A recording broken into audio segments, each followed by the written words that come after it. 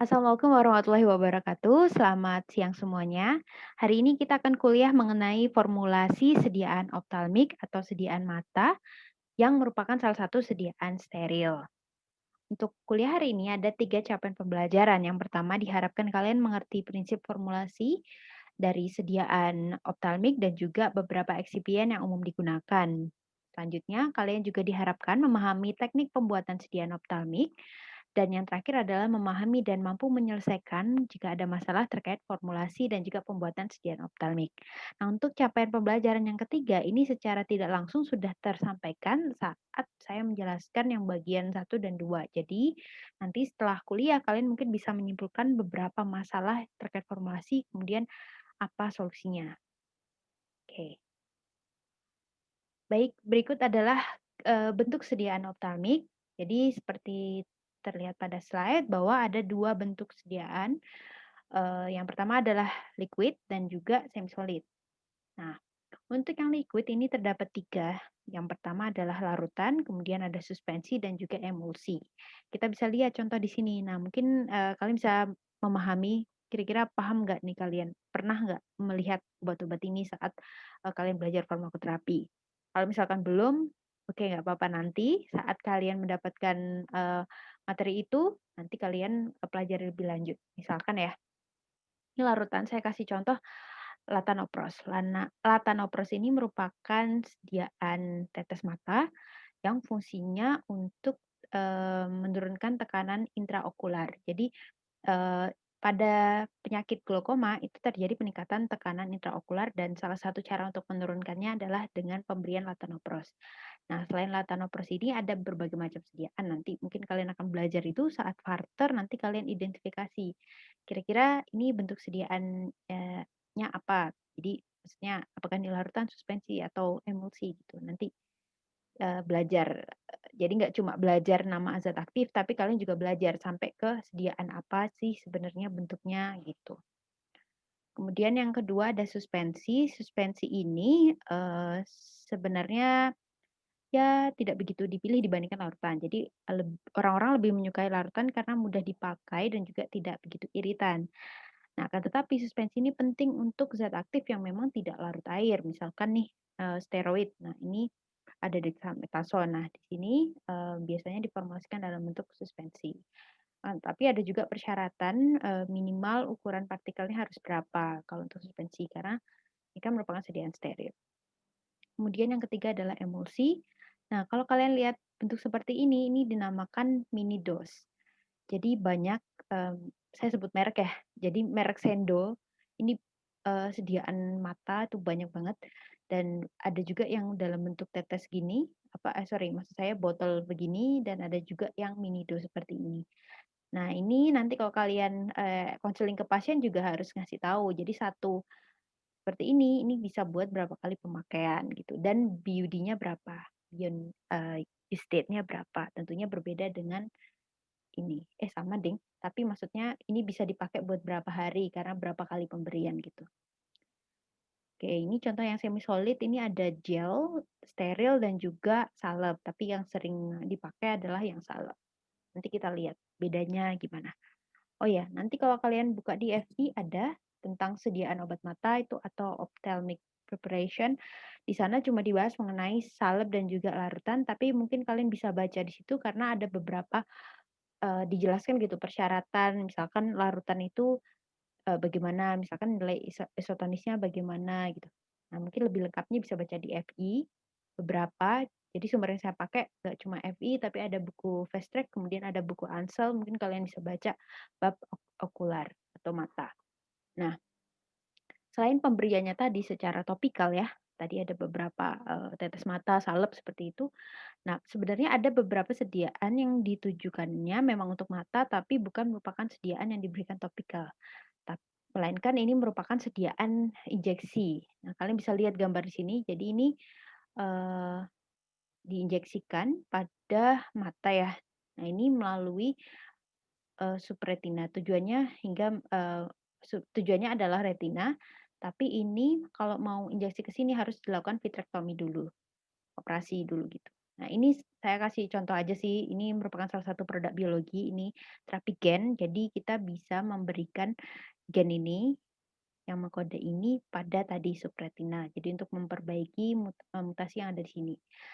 Nah, obat ini biasanya digunakan untuk penyakit retina yang, genetik gitu. Jadi sekarang kalian bisa paham ya, farmasi itu nggak cuma belajar bikin obat yang biasa, tapi kita juga belajar bikin obat biologi. Bahkan biologinya itu macam-macam, ada vaksin, ada insulin, mungkin protein terapeutik, dan ada juga yang berupa terapi gen seperti ini. Tapi tentunya sediaan ini tidak ada di Indonesia, tapi ya nice to know aja. Oke, sekarang kita bahas kilas mengenai kelebihan dan kekurangan dari sediaan optalmik atau mata. Yang pertama adalah bioavailabilitasnya lebih tinggi karena pemakaiannya langsung pada organ yang dituju atau lokal. Jadi ini berbeda jika kita bandingkan dengan yang oral ya, karena oral kan harus mengalami first pass metabolism dan lain-lain. Kemudian yang kedua adalah meminimalisasi efek samping sistemik maksudnya, karena pemberiannya lokal. Jadi kalaupun ada efek samping, itu efeknya ya cuma lokal, jadi tidak sampai yang sistemik. Kita bandingkan dengan kemarin yang sediaan parenteral, kalau misalkan ada toxicity atau efek samping, misalkan kita salah nyuntik nih. Nah, itu kan kita ndak bisa apa-apa ya, karena udah terlanjur. Jadi mungkin kita bisa memberikan antidot atau penanganan lainnya. Nah, beda kalau misalkan mata, ya berarti efeknya, kalau efek sampingnya ya adanya di mata, seperti itu. Kemudian yang ketiga, pemberiannya dapat dilakukan sendiri oleh pasien, jadi nggak perlu tenaga kesehatan. Beda dengan, tadi misalkan yang injeksi sebelum ini kan, yang ke retina itu kan butuh tenaga kesehatan, itu merupakan sediaan parenteral. Dan juga yang lainnya, misalkan sediaan, infus, lain-lain kan kita nggak bisa pakai sendiri, kecuali yang insulin ya. Nah, insulin kan, bisa dilakukan oleh pasien sendiri, tapi butuh, latihan. Sama halnya dengan tetes mata ini juga nggak bisa sembarangan langsung ditetes, tapi butuh konseling dari apoteker. Makanya kalian nanti misalkan pas di apotek atau rumah sakit, saat memberikan, tetes mata atau salep mata itu perlu melakukan konseling pada pasien. Jadi karena pemakaiannya khusus. Mungkin kalian kalau masih belum tahu jenis obat dengan pemakaian khusus, saya kasih highlight ya. Jadi ada tetes mata, ada salep mata, ada supo, kemudian ada, tablet effervescent, tablet salut. Tablet salut enggak, sorry, tablet kunyah dan lain-lain. Nah, nanti saya akan tunjukkan setelah ini ada slide cara pakainya yang kalian bisa akses. Nama bukunya adalah Gema Cermat. Jadi ada buku saku tentang pemakaian obat khusus dari Gema Cermat. Nanti itu bisa menjadi panduan kalian saat konseling ke pasien atau misalkan ada keluarga kalian yang tanya, itu bisa kalian jelasin dari buku itu. Oke, selanjutnya adalah kekurangan. Yang pertama adalah kapasitas mata untuk mempertahankan sediaan cair dan semsol itu terbatas. Jadi mata juga memiliki ini ya, apa, kapasitas maksimal bisa nampung berapa mili sih dari cairan di mata gitu. Ya kita tahu mata kan kecil. Mmm, Kalian bisa baca di Ansel itu ada dijelaskan, di Faster juga ada. Jadi, apa, mata itu hanya bisa nampung sekitar 20 sampai 30 mikrolit. Sedangkan satu tetes itu merupakan 50 mikrolit. Cara ngitungnya adalah misal kita asumsikan 20 tetes itu kan 1 mili. Jadi 1 mili dibagi 20 kan ketemunya 50 mikrolit. Jadi satu tetes itu 50 mikrolit, tapi nggak semuanya itu masuk atau bisa diabsorpsi, melainkan ya cuma sedikit gitu. Jadi sekitar 20% itu yang bisa masuk ke dalam, mata yang terabsorpsi. Apalagi kalau kalian kedip itu nanti ada yang keluar juga. Nah itu keterbatasan dari, sediaan optalmik gitu. Kemudian yang kedua waktu kontaknya terbatas. Ya ini betul karena, kalian bayangkan kalau kalian kedip gitu kan otomatis nanti bisa, apa ya, bisa cairannya bisa, keluar dari mata gitu. Jadi juga jadi kelemahannya ini yang utama, jadi selain volumenya atau bisa nampungnya sedikit, itu ternyata waktu kontaknya juga tidak lama gitu.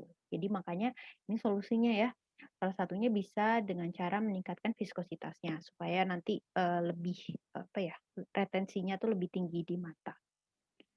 Kemudian ini butuh fasilitas khusus, ini untuk produksi maksudnya karena ini merupakan sediaan steril. Jadi butuh kelas A, B, C, D, E juga. Kemudian efek samping lokal berupa nyeri, jadi memang efek samping yang sering terjadi itu nyeri sih gitu.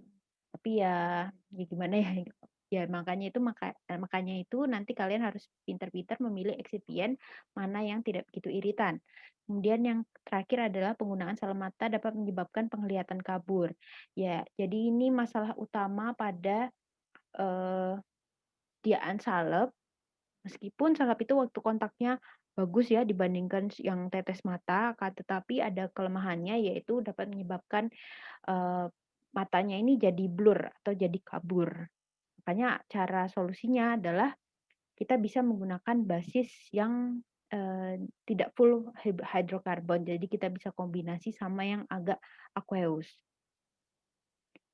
Oke, ini saya ngambil di buku Gema Cermat, kalian bisa cari ya. Ini nggak saya jelasin, tapi saya cuma tulis di sini, mungkin nanti kalian bisa memahami, ini penggunaan tetes mata dan juga penggunaan salep mata. Jangan sampai ketukar salep mata sama salep biasa. Jadi mungkin kan pasien nggak ngerti, tapi kalian nanti tugasnya yang menjelaskan. Yang perlu diperhatikan misalkan makainya nih di mana, di kantung mata, terus berapa banyak yang dikasih. Jadi kira-kira 1 senti, kemudian harus, tutup mata gitu biar menyerap gitu. Oke, sudah jangan lupa kalau konseling ke pasien itu sebelum dan sesudah harus cuci tangan pakai sediaan apapun, apalagi supuk. Oke, ini adalah beberapa contoh dari, obat yang digunakan atau diformulasikan dalam bentuk sediaan mata. Saya bahas sedikit aja, misalkan nih ada antibiotik, ada, ciprofloxacin untuk infeksi mata ya, kemudian ada ini air mata buatan, isinya dextran, terus HPMC. Jadi memang HPMC itu, bisa sebagai air mata buatan gitu, dengan viskositas tertentu. Biasanya sih konsentrasi yang dipakai itu adalah 1%, metil selulose 1%. Ini untuk, sindrom kalau mata kering, kemudian ada juga zinc sulfat. Dan ini ada Dexa ini tadi ya dalam bentuk suspensi, kemudian ada beta adrenergic ini timolol. Ini biasanya buat glaukoma. Jadi kalian bisa lihat ini penyakit yang sering terjadi itu glaukoma. Ini juga eh, travoprost, tadi juga ada lanatopros ya. Kemudian ada juga epinefrin, pilokarpin, ini juga untuk glaukoma. Nah, kapan pakai ini ya kalian nanti belajarnya di farmakoterapi. Oke, sekarang ini bahas kilas mengenai pemberian obat pada mata yang seharusnya kalian pahami dulu mengenai anatomi dan fisiologi dari mata, harusnya sudah ya di semester 2 ya. Kemudian belajar juga mengenai biofar yang mata. Saya sudah tanya Bu Valen katanya sudah pernah diajarkan. Jadi saya nggak begitu banyak jelasin karena seharusnya kalian sudah bisa. Oke, pemberian obat pada mata ini obat bisa diabsorpsi baik di konjungtiva maupun di kornea. Meskipun permeabilitas difusi, kalau misalnya obat mengalami difusi itu lebih tinggi pada konjungtiva dibandingkan kornea. Nah, mengingat kembali konjungtiva itu tugasnya, membantu memproduksi dan menjaga lapisan air mata atau, tear fluid. Ini yang paling luar itu adalah lapisan air mata.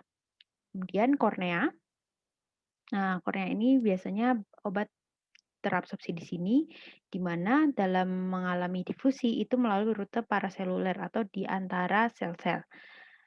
Dan, kornea ini sebenarnya terdiri dari 3 lapis, ada epitel, kemudian stroma dan juga endotel, di mana lapisan lipidnya jadi tadi kan ada 3 lapisan, yang lipid itu ada epitel oh iya bentar, ini sorry, ini kan kornea. Kornea itu ada 3 lapisan, ada, paling luar nih ada epitel, kemudian ada stroma, stroma itu di tengah ini, kemudian ada endotel. Nah, yang lipid ini adalah yang epitel dan juga endotel, di mana obat harus memiliki BM kecil supaya bisa, masuk dan juga harus memiliki, eee, apa, derajat ionisasi tertentu. Mungkin kalian bisa mengingat kembali materi Parvis terkait koefisien partisi, karena saya nggak jelasin di sini. Nah, ini kalau lapisan air mata ya sebenarnya ada 3 lapis. Jadi ada, lapisan lipid, lapisan aqueous, dan juga musin. Ini fungsinya apa harusnya udah belajar di, fisiologi, jadi saya nggak jelasin juga. Dan, mengingat kembali aja, ini ada yang dinamakan dengan cairan lakrimal yang merupakan cairan atau liquid yang disekresikan oleh kelenjar lakrimal. Jadi letaknya di sini kelenjar lakrimalnya. Nah, cairan ini ini nih yang berfungsi, untuk apa, cairan yang nangis, yang apa itu merupakan cairan lakrimal ini. Pokoknya cairan yang ada di mata kita, di mana pH cairan ini sama seperti pH darah, eee, mirip gitu, yaitu 7,4. Nah, pH ini, si cairan ini, eee, bagus nih. Jadi cairannya ini memiliki kapasitas buffer, jadi mampu menetralisasi formula bahkan yang tidak menggunakan buffer. Jadi sebenarnya pada sediaan mata ini kita bisa nggak pakai buffer, karena cairan mata kita tuh hebat, bisa membuffering si larutan yang akan kita teteskan. Jadi boleh kalau misalkan kita nggak pakai, eee, apa, buffer buffer gitu, tapi akan tetapi ya tetap juga masih dipakai sih meskipun, kita pakai buffer dengan kapasitas yang rendah, nggak yang tinggi. Karena kalau tinggi nanti kan akan susah buat di-buffering juga sama, cairan lakrimal ini. Kemudian ini sifatnya isotonis ya, eee, jadi kita bisa mengatur tonisitasnya juga. Tonisitas NaCl itu ndak harus 0,9% pada sediaan mata, tapi bisa berupa rentang, bisa 0,7 sampai 1,5, tapi ini beda-beda. Di Ansel itu 0,6 sampai 2%, kalau ini saya ngambilnya di Fast Track, tapi ya kurang lebih seperti ini. Jadi intinya tidak harus 0,9. Bahkan ya, itu, beberapa larutan itu diperlukan dalam bentuk hipertonis. Jadi hipertonis malah ndak apa-apa. Hipertonis kan konsentrasinya tinggi. Nah, itu malah bagus karena kan nanti yang terserap itu volumenya nggak banyak gitu. Tapi kalau mau isotonis juga boleh. Nah, ini berkaitan sama tadi sih. Jadi kalau misalkan berkedip gitu kan, kalau berkedip itu terjadi, pergantian cairan juga. Jadi, nah itu salah satu kekurangan dari rute ini. Karena kalau sudah berkedip itu kan ya cairannya udah berganti gitu, hilang juga. Nah, kita langsung masuk pada, pertimbangan formulasi. Ini saya ngambil dari Pfizer, kalian bisa baca lebih detail di situ. Ini ada 5. Yang pertama adalah mengenai pemilihan bentuk garam. Jadi, untuk, sediaan mata kan kita pengennya persyaratannya jangan sampai begitu nyeri ya, jangan sampai nyeri. Jadi untuk meminimalisasi rasa nyeri kita bisa menggunakan bentuk garam pada obat. Jadi bukan yang asam, bukan yang basa. Itu satu. Yang kedua adalah karakteristik fisik untuk, zat aktif yang terdispersi. Ini maksudnya misalkan saya mau bikin suspensi. Nah, ini kita harus memperhatikan salah satu halnya adalah ukuran partikel. Jadi kalau bisa ukuran partikelnya kurang dari, 10 mikrometer. Jadi kita micronize dulu untuk meminimalisasi terjadinya iritasi. Kemudian yang selanjutnya adalah pH dan juga buffer. Nah, kita kalau pilih pH itu targetnya itu menyesuaikan dengan pH mata sekitar 7,4, tapi nggak harus 7,4. Tentunya juga kita memperhatikan stabilitas dari zat aktif. Jadi jangan sampai kita targetnya 7,4, tapi ternyata zat aktifnya itu nggak stabil di pH segini. Malah nanti terjadi presipitasi atau, ketidakstabilan lainnya. Jadi tetap harus memperhatikan. Nah, prinsip ini sama seperti di sirup ya, sebenarnya saya nggak begitu jelasin lagi. Kemudian stabilitas kimia ini kita harus perhatikan juga tadi kembali lagi pH dan juga suhu. Jadi kita juga harus lihat apakah zat aktifnya itu tahan terhadap panas apa enggak. Nah, ini berkaitan dengan metode sterilisasi. Kalau misalkan tidak tahan panas, ya nanti jangan pakai metode autoclave atau sterilisasi basah kering untuk, sterilisasinya. Kemudian yang terakhir adalah absorpsi obat melalui kornea. Jadi absorpsi obat itu dipengaruhi oleh pH salah satunya, di mana pH itu kan nanti akan, menyebabkan ini apa, bukan meningkatkan ionisasi sih, tapi sebenarnya kan setiap obat itu dapat mengalami ionisasi pada pH tertentu, di mana kita tahu derajat ionisasi itu berkolerasi dengan absorpsinya berapa. Jadi kita harus perhatikan pH karena berkaitan dengan derajat ionisasi dan berkaitan dengan absorpsi. satunya pemilihan pH menyesuaikan dengan stabilitas. Jadi kembali lagi ke prinsip yang awal. Oke. Yang pertama adalah mengenai bentuk garam. Ini tadi seperti saya bilang, ini langsung contoh ya, misalkan kita mau bikin sediaan epinefrin nih buat glaukoma. Nah, epinefrin itu punya 3 bentuk garam, hydrochloride, boric, dan juga bitartrat. Nah, ini tiga garamnya ini memiliki kapasitas buffer yang beda dan juga pH-nya beda. Kita lihat satu-satu, yang bitartrat itu pH-nya 3 sampai 4, kalau yang borat 5,5 sampai 7,5 lebih, tinggi ya. Kemudian adrenalin,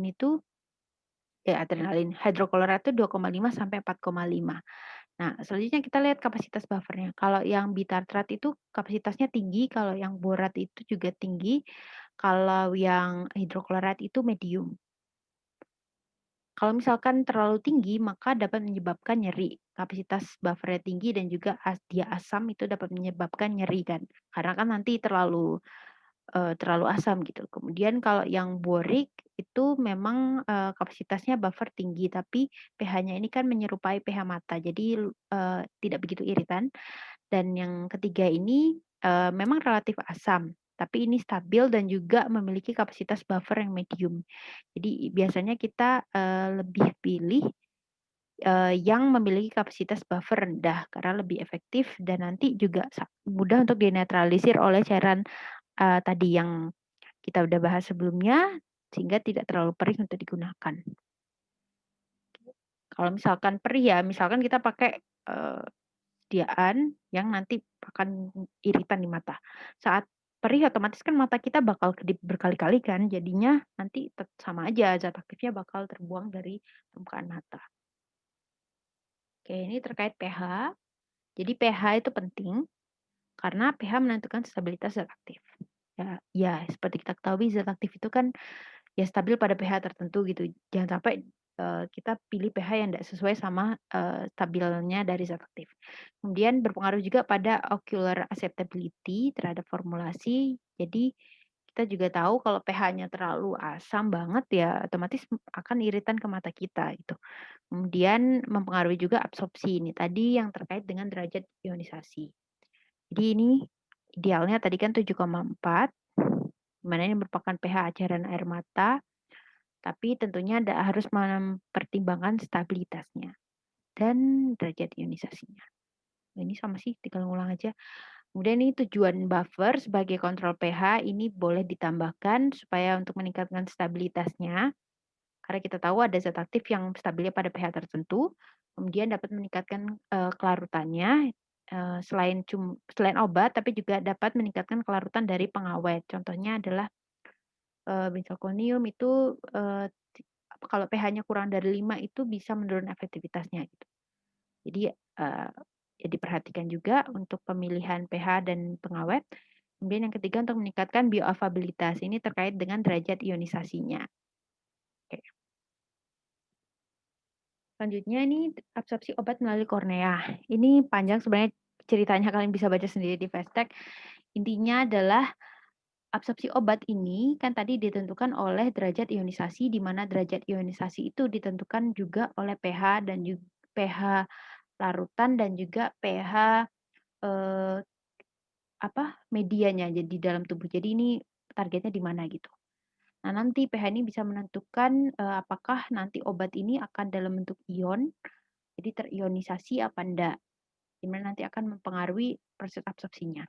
Kan bisa lihat pada gambar ini seperti yang saya bilang kornea itu kan ada yang lapisan epitel dan juga endotel, di mana kalau yang epitel dan endotel itu kayak akan lipid sehingga kalau mau masuk mau lewat sini harus, butuh koefisien partisi yang besar ya. Jadi harus butuh kelarutannya tinggi pada, lipid. Kalau yang stroma berarti ya ini, apa yang aqueous gitu ya. Nah, ini berkaitan sama ionisasi. Mungkin kalian bisa ingat ingat lagi ya, kalau misalkan obat ini untuk terabsorpsi itu butuh dalam bentuk ion apa tidak terion.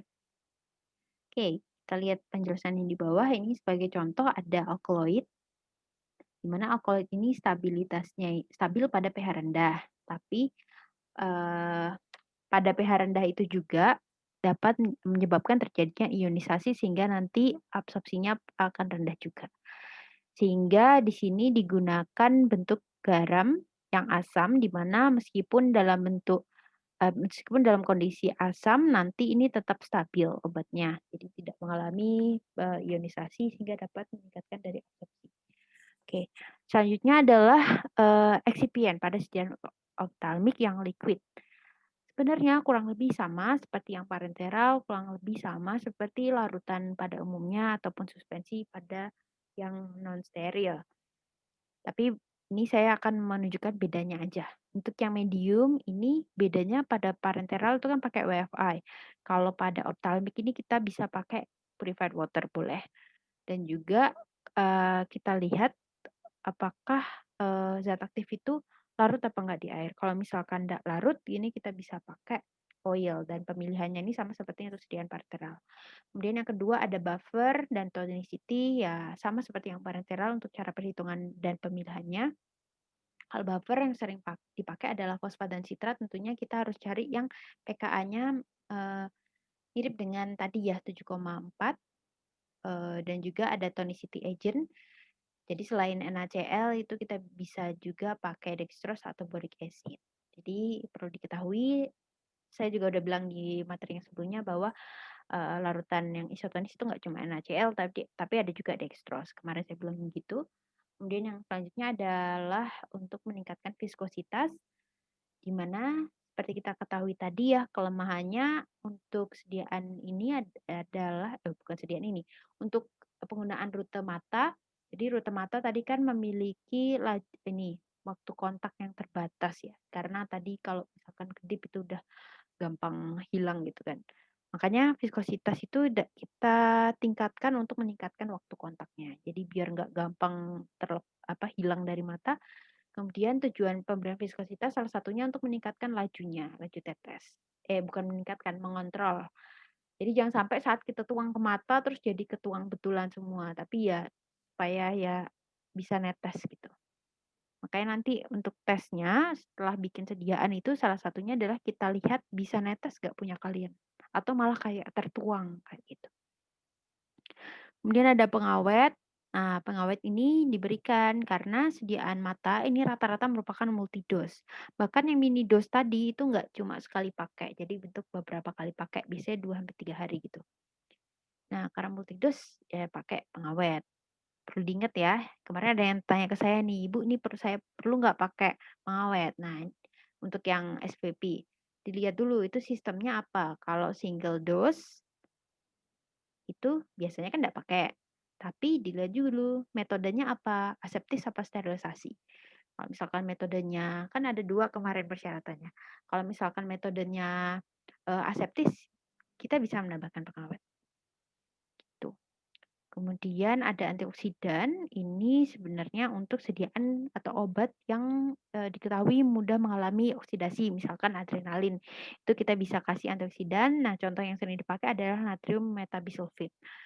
Kemudian ada surfaktan. Nah, surfaktan ini bisa kita tambahkan, akan tetapi ada beberapa yang harus diperhatikan, jadi dihindari pemakaian surfaktan yang anionik. Nah, contohnya ini kayak SLS itu dihindari, tapi kita bisa pakai surfaktan yang anionik, tadi saya ngomong apa ya? Tapi kita bisa pakai yang non-ionik, ini contohnya SPAN ya, kemudian yang kationik. Kationik ini, apa tadi, saya kok lupa sih? Saya lupa deh nanti dilihat lagi ya slide mengenai teori ini emulsifikasi waktu varvis itu kan ada untuk ini. Oke, apa ya katanya lupa juga. Oke yang, selanjutnya saya akan bahas tadi medium sama buffer itu saya skip, itu kita akan bahas yang viscosity modifying agent. Nah ini tadi, untuk viscosity modifying agent itu biasanya berupa polimer yang hydrophilic dan tujuannya tadi 2 ya, untuk mengontrol laju tetesan dan juga waktu kontak. Di mana rata-rata viskositas untuk sediaan di pasaran itu adalah kurang dari, 30 MPa per S, ini sama aja sih, ini milipascal per second, sama aja kayak centipoise. Nah, untuk, kalau kalian bikin sediaan tetes mata itu, persyaratannya ya bisa 15 sampai 25 gitu bisa ditulis.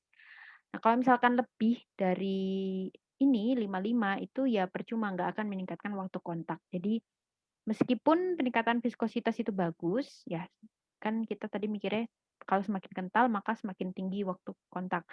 Akan tetapi nggak selamanya seperti itu, ada konsentrasi maksimumnya atau viskositas maksimumnya. Kemudian ada 3 syarat untuk, viscosity modifying agent yang ideal. Jadi harus mudah disaring selama proses produksi dan juga mudah disterilisasi dan kompatibel dengan bahan lainnya. Jadi kalau misalkan kalian pakai, metode autoclave gitu ya, sterilisasi panas basah, sterilisasi akhir, itu harus dipastikan bahwa viscosity modifying agent-nya itu mudah, disterilisasi pakai yang cara panas, atau ini juga mudah disaring. Karena misalkan ini kita mau filter partikel bisa pakai 0,8 itu harus mudah. Kemudian kompatibel, jadi jangan sampai ada interaksi antara polimer, eee, jadi jangan ada interaksi antara polimer dengan pengawet atau obat. Jadi ada beberapa pengawet misalkan benzalkonium kalau nggak salah ya, itu udah berinteraksi sama polimer hidrofilik yang non-ionik gitu. Jadi kita harus cek punya kita tuh ionik apa enggak gitu.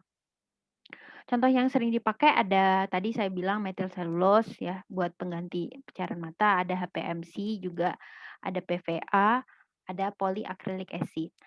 Nah, PVA ini ada 3 viskositasnya yang tinggi, rendah, dan medium. Nah, yang membedakan adalah bobot molekulnya. Kalau viskositasnya tinggi, bobot molekulnya tuh tinggi sekitar 200.000 gram per mol kalau nggak salah. Kalau yang medium tuh 130, dan yang kecil tuh sekitar 20.000. Di 200.000, kemudian 30.000, kemudian 20.000 gitu. Nah, pemilihan konsentrasi ini ditentukan dari tadi jenis yang mau, kalian pakai PVA-nya yang mana, gitu. Itu untuk viskositas. Kemudian, kita bahas yang pengawet, tadi seperti yang saya bilang tadi, nah ini, mmm. Nah, untuk pengawet ini ada 3, sebenarnya nggak 3 sih, ada 4 jenis. Ada cationic preservatif, ada yang paraben dan juga organic alcohol, serta ada yang merkuri, tapi nggak saya masukin memang karena sudah jarang dipakai. Untuk yang, cationic ini diketahui inkompatibel dengan yang obat anionik dan juga polimer hidrofilik non-ionik. Jadi harus diperhatikan, eee, interaksinya. Makanya nanti di HOP kan kalian lihat ada incompatibility gitu. Kemudian contohnya ini ada benzalkonium klorat bisa dipakai 0,01%. Nah, ini sangat umum, sangat sering dipakai di sediaan mata, akan tetapi ada kelemahannya yaitu, pengawet ini resisten terhadap salah kebalik ya, bakterinya resisten terhadap pengawet ini, P. aeruginosa. Jadi tetap masih bisa hidup. Padahal kalau dibiarkan, P. aeruginosa ini dapat menyebabkan, kebutaan gitu, jadi malah bisa blind. Jadi untuk alternatifnya biasanya benzalkonium ini dikombinasikan dengan EDTA, disodium edetate atau EDTA sama aja, yang merupakan chelating agent. Jadi ini nanti akan mengkelat, kation pada membran sel bakterinya, kemudian nanti akan menyebabkan peningkatan permeabilitas. Jadi nanti membran selnya akan meningkat, lebih permeabel, nanti obatnya atau sorry maksud saya benzalkoniumnya ya bisa masuk ke dalam sel, kemudian nanti akan lebih mudah membunuh bakteri tersebut. Tapi seperti yang saya bilang untuk pengawet ini diperhatikan juga untuk pH-nya, karena kalau benzalkonium klorat misalkan kita bikin sediaan pH-nya kurang dari 5 itu aktivitasnya bisa berkurang. Dan selain benzalkonium klorat itu bisa digunakan benzetonium, ini saudaranya gitu ya, tapi aktivitasnya lebih rendah dibandingkan benzalkonium. Dan yang sering kita pakai ini adalah paraben, di mana biasanya kita kombinasikan dengan totalnya 0,2% yang terdiri dari 0,18 dan juga 0,02 ya, biasanya 1:9. Tapi ini, jarang dipakai karena iritan gitu. Jadi biasanya yang dipakai itu benzalkonium sih.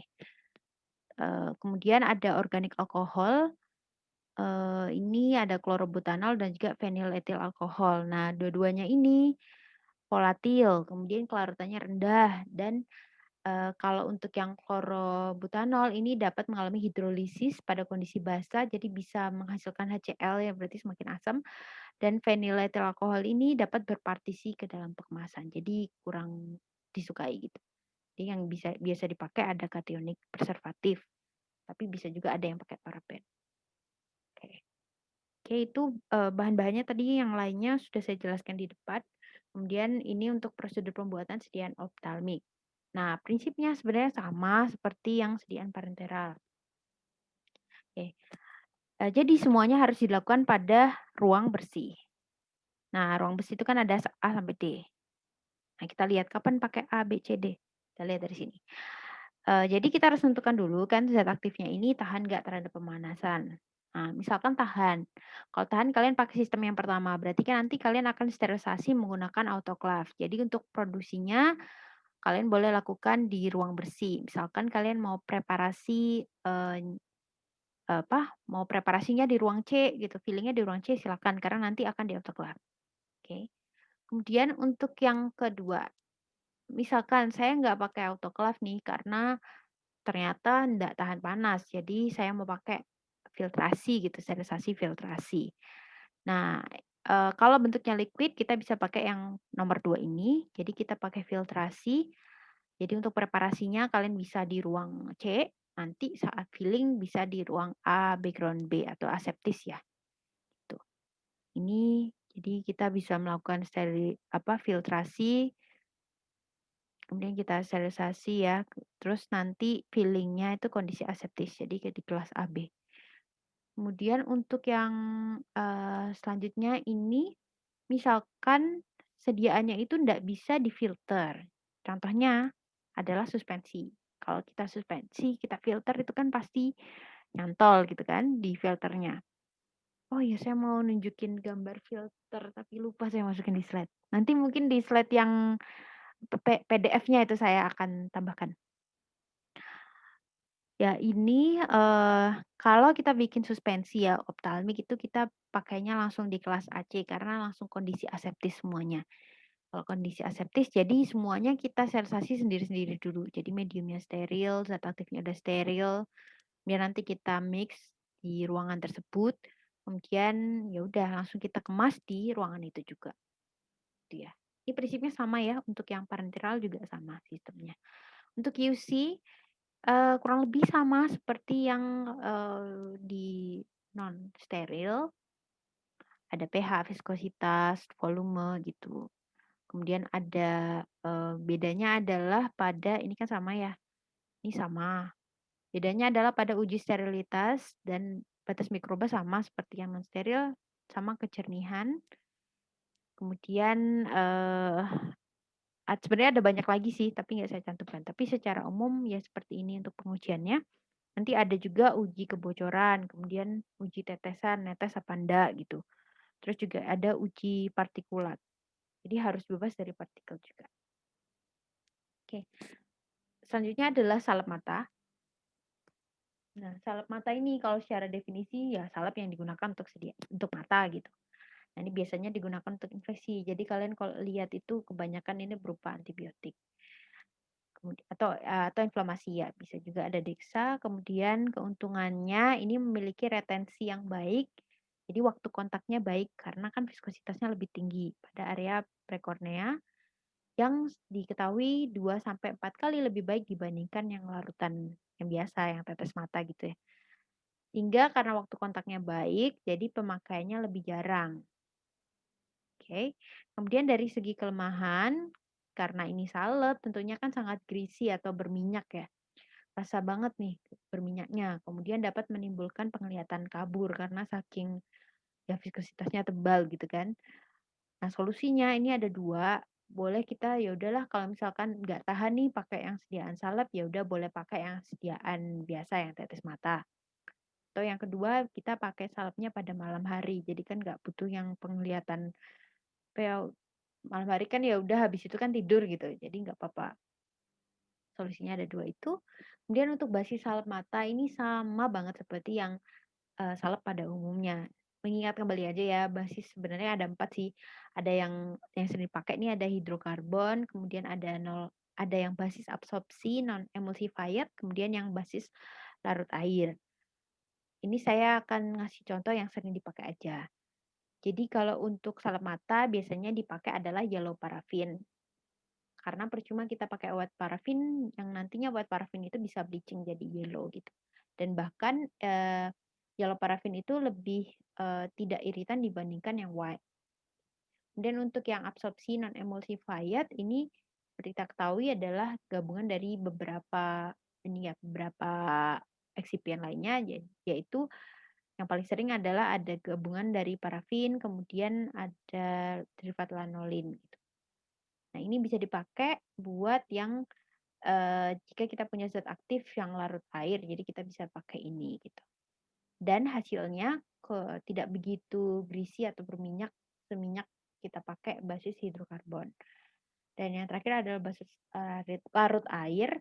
Jadi ini bagus untuk menurunkan resiko penglihatan kabur. Nah, seperti yang saya bilang sebelumnya, blur vision itu bisa disebabkan karena viskositas yang tinggi. Nah, itu bisa terjadi karena kita pakai hidrokarbon full, jadi kita pakai hidrokarbon tunggal gitu.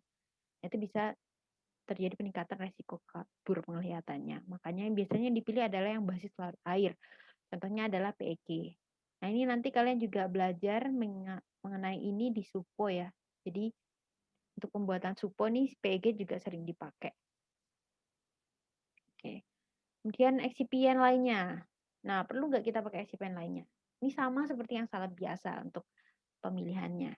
Biasanya kalau yang hidrokarbon itu tidak perlu ditambahkan yang lain nih. Tapi boleh kita tambahkan misalkan antioksidan, tapi antioksidannya itu yang non aqueous untuk mencegah oksidasi. Kemudian kalau untuk yang misalkan basis larut air ya, itu karena kandungan airnya banyak, jadi kita bisa tambahkan pengawet atau misalkan kita bisa tambahkan antioksidan tapi yang larut air dan juga buffer.